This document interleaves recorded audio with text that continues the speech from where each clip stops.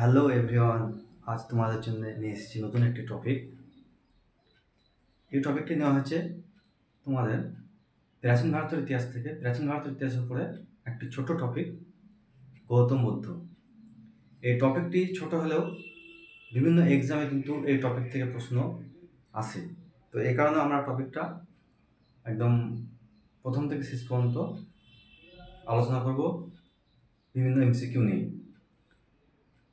ঠিক আছে, যারা স্কুলে পড়ছো কিংবা বিএ ক্লাসে পড়ছো তাদেরও এখান থেকে প্রশ্ন আসে, এবং বিভিন্ন যারা চাকরির পরীক্ষার জন্য খাটছো, হ্যাঁ, এসএসসি হোক, এমটিএস হোক, রেল হোক, হ্যাঁ, তো যে কোনো এক্সামে কিন্তু এইখান থেকে একটা প্রশ্ন অবশ্যই আসে।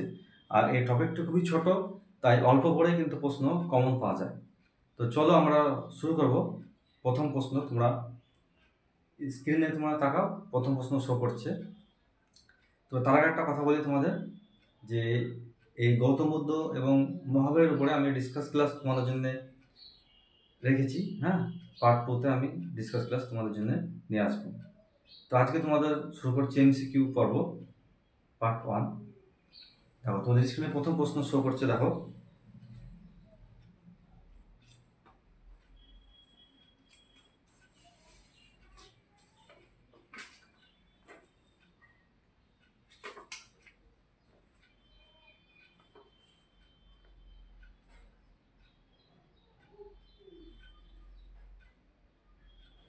দেখো প্রথম প্রশ্ন হচ্ছে, যেহেতু আমাদের আজ আলোচনার বিষয় গৌতম বুদ্ধ, সেহেতু এটা তোমরা অ্যান্সার অপশন দেখে বুঝতে পারছো, এটি অ্যান্সার হয়ে যাবে কে, গৌতম বুদ্ধ।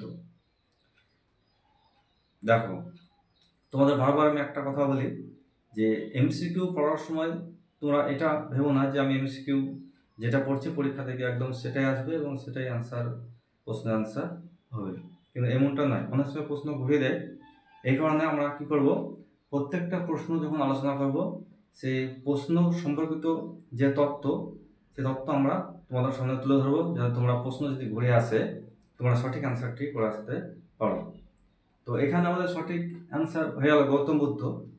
তো এই প্রশ্ন সম্পর্কে আরো একটু প্রশ্ন যদি ঘুরিয়ে দেয়, তোমার গৌতম বুদ্ধের জন্মের পরে পরে কিন্তু তার মাতা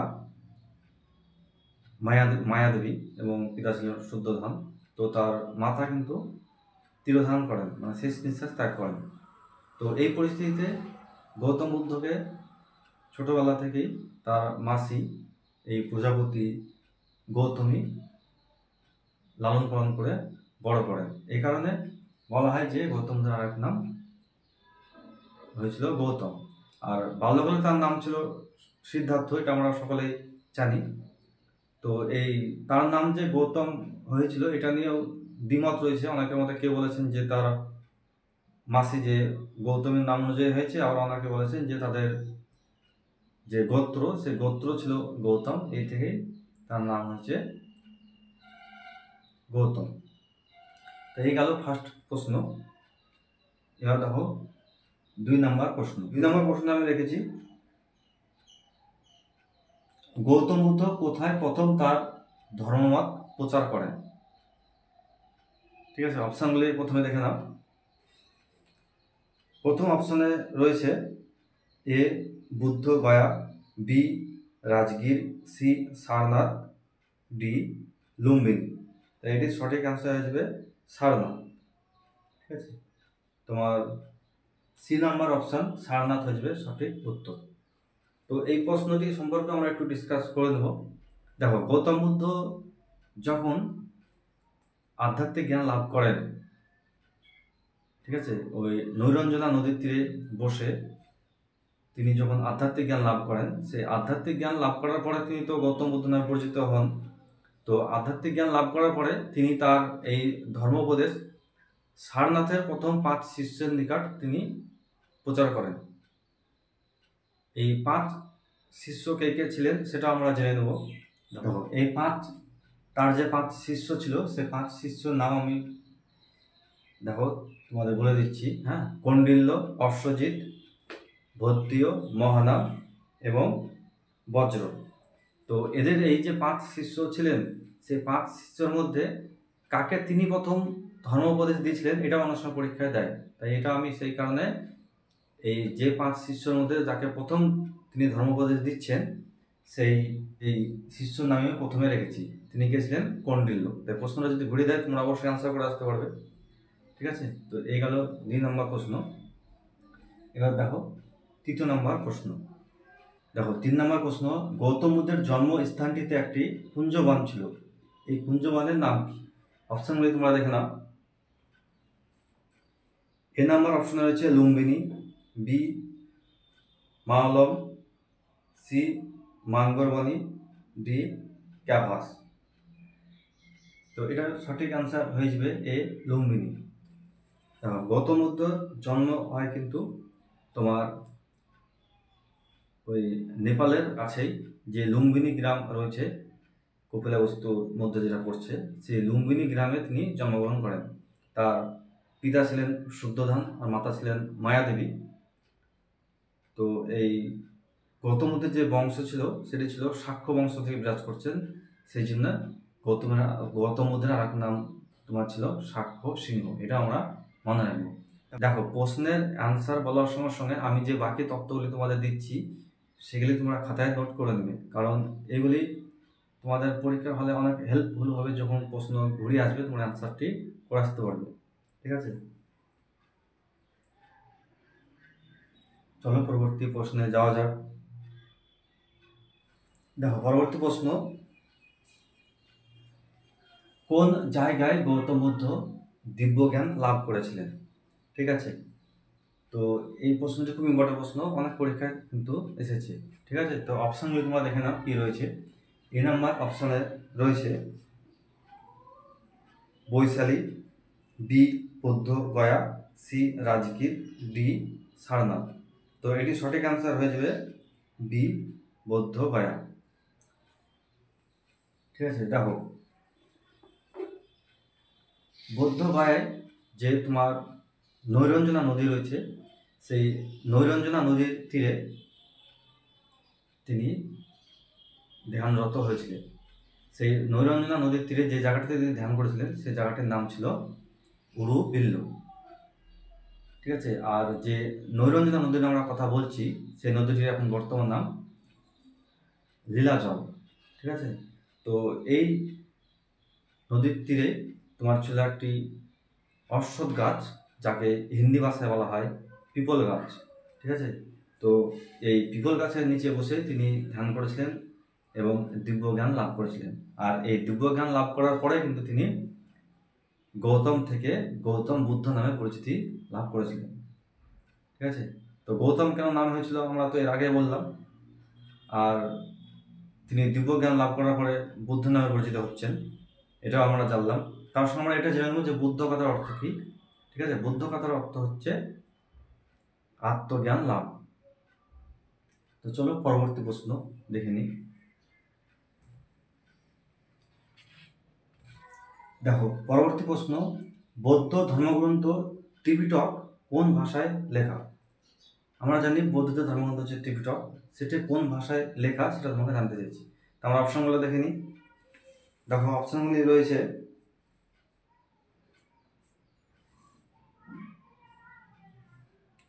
এ নাম্বার অপশনে রয়েছে পালি, বি হচ্ছে নেপালি, সি তামিল, ডি সংস্কৃত।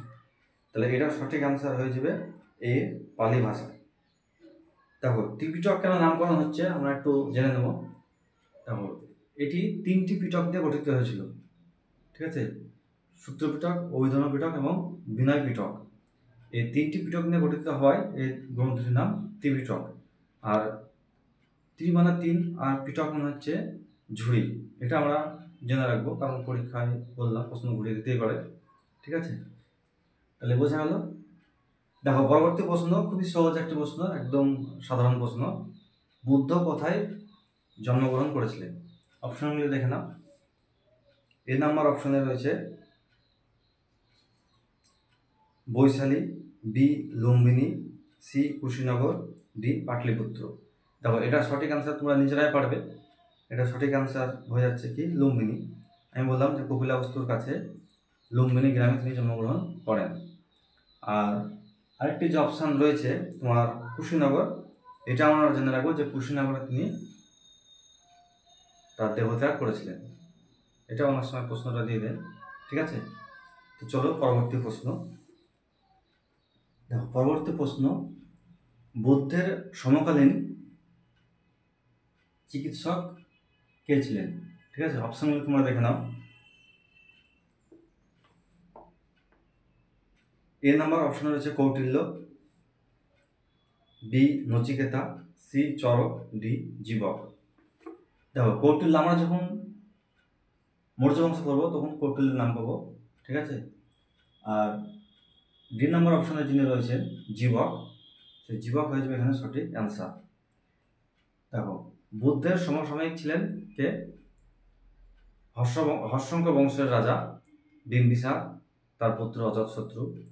তো এই বিম্বিসারের সমকালীন যে ষোড়শ মহাজন পদ ছিল, সেই ষোড়শ মহাজন পদের মধ্যে একটি ছিল অবন্তী। সেই অবন্তীর রাজা দিব্যক, সেই অবন্তীর রাজা দিব্যক যখন অসুস্থ হয়ে পড়েন, তখন কিন্তু বিম্বিসার তার নিজের যে ব্যক্তিগত রাজবৈদ্য বলতে পারো, রাজবৈদ্য বা চিকিৎসক ছিলেন এই জীবক, সেই জীবককে তিনি অবন্তীতে পাঠিয়েছিলেন তার চিকিৎসার জন্য, অবন্তী রাজা। সেই অবন্তী রাজ সেই চিকিৎসকের দ্বারা তিনি সুস্থ হয়ে উঠেছিলেন, এবং এর বিনিময়ে কিন্তু তার যে মহাজনপদটি ছিল সেটি বিম্বিসারের হাতে তিনি তুলে দিয়েছিলেন। তিনি ছিলেন একজন বিখ্যাত সেই সময়কার চিকিৎসক, ঠিক আছে। তা এই জীবকের আমরা সম্পূর্ণ নামটি জেনে নেব। হ্যাঁ, জীবকের সম্পূর্ণ নাম ছিল জীবক কুমার ভাচ্য, জীবক কুমার ভাচ্য, ঠিক আছে। দেখো পরবর্তী প্রশ্ন, প্রভু বুদ্ধ ও মহাবীর উভয়ে মারা যান কার রাজত্বকালে? এ নাম্বার অপশন রয়েছে বিম্বিসার, বি অজাতশত্রু, সি উদয়, ডি দশরথ। আমি এর আগে তোমাদের আলোচনা করলাম যে গৌতম বুদ্ধের সমসাময়িক ছিলেন বিম্বিসার এবং তার পুত্র অজাতশত্রু। তো এখানে প্রশ্নটি করেছে ভগবান বুদ্ধ এবং মহাবীর উভয়ে মারা যান কার রাজত্বকালে? তাহলে এখানে সঠিক অ্যান্সার হয়ে যাবে বি অজাতশত্রু। অজাতশত্রু কে ছিল সেটা তোমাদের বললাম। তো অজাতশত্রুর উপাধি কী ছিল সেটা একটু তোমাদের বলে দিই। অজাতশত্রুর উপাধি ছিল কুনিক। আর আরেকটি কথা তোমরা মনে রাখবে এখান থেকে, সেটা হচ্ছে যে তার আমলে প্রথম বৌদ্ধ সংগীত অনুষ্ঠিত হয়, আর সেটা কোথায় হয়েছিল? রাজগৃহে।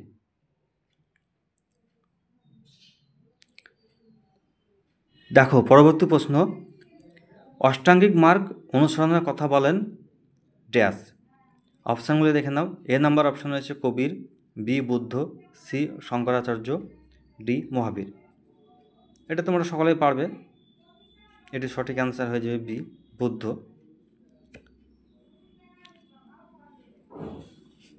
দেখো অষ্টাঙ্গিক মার্গ, এই অষ্টাঙ্গিক মার্গ কী কী ছিল এটা আমরা একবার দেখে নেব, ঠিক আছে। দেখো অষ্টাঙ্গিক মার্গগুলি হলো সৎ বাক্য, সৎ কাজ, সৎ প্রচেষ্টা, সৎ বৃত্তি, সৎ চিন্তা, সৎ চেতনা, সৎ সংকল্প এবং সম্যক সমাধি। এই ছিল অষ্টাঙ্গিক মার্গ। পরবর্তী প্রশ্ন দেখো, গৌতম বুদ্ধের শিক্ষাগুরু কে ছিলেন? অপশনগুলো দেখে নাও। এ পাণিনি, বি আলারা কামা, C Kapil, D Patanjali.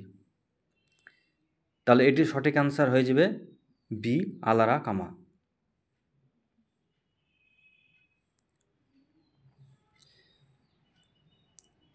Extra তথ্য আমরা এখান থেকে জেনে নেব, সেটা হচ্ছে সন্ন্যাস গ্রহণের পর গৌতম বুদ্ধ কিন্তু এই আলারা কামা নামক গুরুর কাছ থেকে শিষ্যত্ব গ্রহণ করেন, এবং তার কাছে তিনি তপস্যা করার যে কৌশল তিনি তার কাছেই শিখেছিলেন। তাহলে দেখো পরবর্তী প্রশ্ন খুবই ইম্পর্ট্যান্ট এই প্রশ্নটি, হ্যাঁ, একাধিক পরীক্ষায় কিন্তু আসে। দেখো